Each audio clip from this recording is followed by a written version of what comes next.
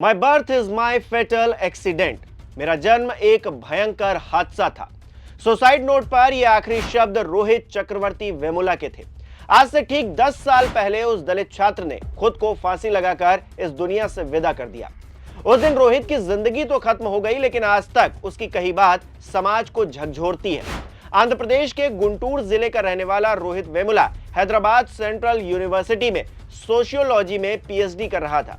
Rohit Ambedkar student association का active member था, जो दलित छात्रों के अधिकार के लिए काम करता है। 2015 में एएसए और आरएसएस से जुड़े छात्र संगठन एबीवीपी के बीच यूनिवर्सिटी में कुछ विवाद होता है। एबीवीपी के एक सदस्य सुशील कुमार पर एएसए सदस्यों, जिसमें रोहित भी शामिल था, हमले का आरोप लगता है।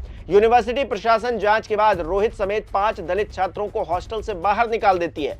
उन्हें हॉस्टल, प्रशासनिक भवन और कुछ जगहों पर जाने से रोक दिया जाता है। साथ ही उनकी फेलोशिप भी रोक दी जाती है, जिससे इन छात्रों की आर्थिक परेशानियां बढ़ जाती हैं।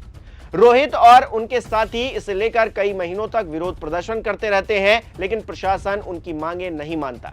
जिसके बाद 17 जनवरी 2016 का वो मनहूस दिन सामने आता है, जब 26 साल की उम्र में रोहित ने यूनिवर्सिटी के हॉस्टल में फांसी लगाकर आत्महत्या कर ली। इस आत्महत्या ने पूरे देश को हिलाकर रख दिया। तमाम चर्चाएं, टीवी डिबेट्स होने लगी। रोहित अपने पीछे एक सुसाइड नोट छोड़ गया था, जिसमें बहुत गंभीर बात लिखी थी। क्या लिखा था?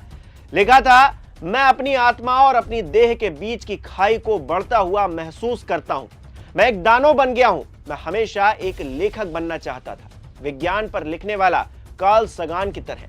लेकिन अंत में मैं सिर्फ ये पत्र लिख पा रहा हूं। मुझे विज्ञान से प्यार था, सितारों से प्यार था, प्रकृति से प्यार था, लेकिन मैंने लोगों से प्यार किया और ये नहीं जान पाया कि वो कब के प्रकृति को तलाक दे चुके हैं। रोहित आगे लिखते हैं, हमारी भावनाएं दोयम दर्जे की हो गई हैं। हमारा प्यार बनावटी है, हमारी मान्यताएं झूठी हैं, हमारी मौलिकता वैध है बस कृत्रिम कला के जरिए। यह बेहद कठिन हो गया है कि हम प्यार करें और दुखी ना हो। एक आदमी की कीमत उसकी तत्कालीन पहचान और नजदीकी भावनाओं तक सीमित कर दी गई है, एक वोट तक। आदमी एक आंकड़ा बनकर रह गया है, एक वस्तु मात्र। कभी भी एक आदमी को उसके दिमाग से नहीं आंका गया। रोहित अपने लेटर में लिखते हैं, पहली बार मैं आखिरी पत्र लिख रहा हूं। मुझे माफ करना अगर इसका कोई मतलब ना निकले तो। हो सकता है कि मैं गलत हूं अब तक दुनिया को समझने में, प्रेम, दर्द, जीवन और मृत्यु को समझने में। लोग मुझे कायर करार देंगे, स्वार्थी भी, मूर्ख भी। जब मैं चला जाऊंगा मुझे कोई फर्क नहीं पड़ता लोग मुझे क्या कहेंगे। मैं मरने के बाद की कहानियों, भूत प्रेत में यकीन नहीं करता। अगर किसी चीज पर मेरा यकीन है तो वो ये है कि मैं सितारों तक यात्रा कर पाऊंगा और जान पाऊंगा कि दूसरी दुनिया कैसी है। रोहित अपने लेटर में लिखते हैं, आखिरी बार जय भीम। मैं औपचारिकताएं लिखना भूल गया। खुद को मारने के मेरे इस कृत्य के लिए कोई जिम्मेदार नहीं है। किसी ने मुझे ऐसा करने के लिए भड़काया नहीं, ना तो अपने कृत्य से और ना ही अपने शब्दों से। ये मेरा फैसला है और मैं इसके लिए जिम्मेदार हूं।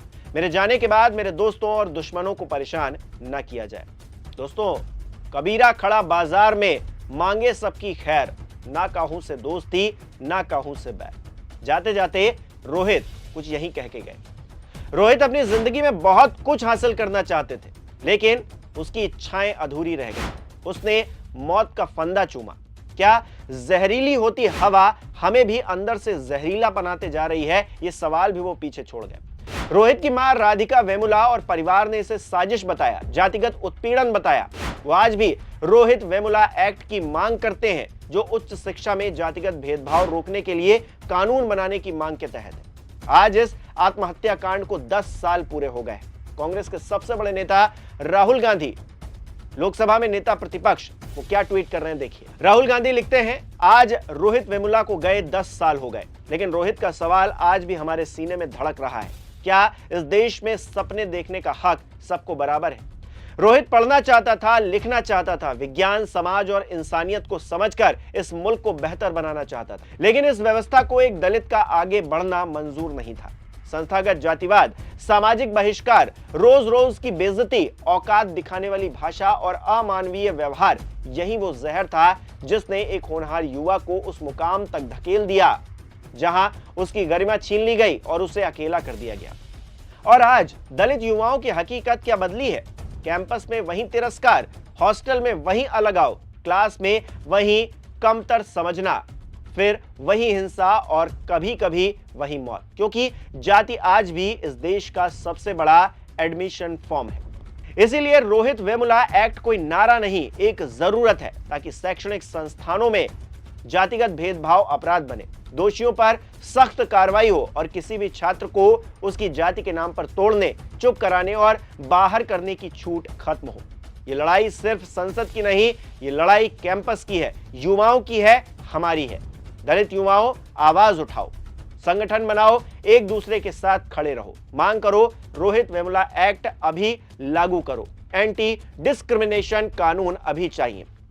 कर्नाटक और तेलंगाना में कांग्रेस की सरकारें इस कानून को जल्द से जल्द लागू करने की प्रक्रिया में है। हम एक ऐसा भारत चाहते हैं जो न्यायपूर्ण, मानवीय और समान हो, जहां किसी दलित छात्र को अपने सपनों की कीमत अपनी जान से न चुकानी पड़े।